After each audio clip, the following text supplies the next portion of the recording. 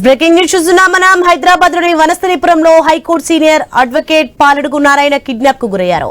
సరస్వతి నగర్ లోని SNR apartment నుంచి నారాయణను కారులో తీసుకెళ్లిన కిడ్నాపర్లు ఆయన భార్యకు ఫోన్ చేసి ₹1 కోటి డిమాండ్ చేశారు.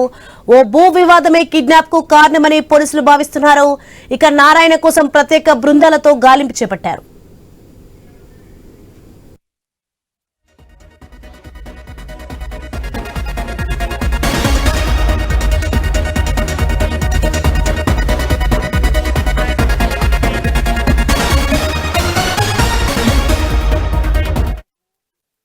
అయితే నారాయణను కిడ్నాప్ చేసిన ఇద్దరిని పోలీసులు అరెస్ట్ చేసినట్లు తెలుస్తోంది.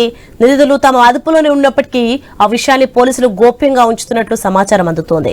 2020లో కుత్బుల్లాపూర్లోని ఒక భూమి విషయంలో నారాయణ మధ్యవర్తిగా ఉండి ₹1 కోటి తీసుకుని అగ్రిమెంట్ చేయించినట్లు ప్రాథమిక విచారణలో వెల్లడైంది. అగ్రిమెంట్ విషయంపై నారాయణ ఏమీ మాట్లాడకుండా నాంచుతున్నాడని, దీంతో ఆగ్రహానికి గురైన ఇద్దరు వ్యక్తులు నారాయణను కిడ్నాప్ చేసినట్టు చెబుతున్నారు.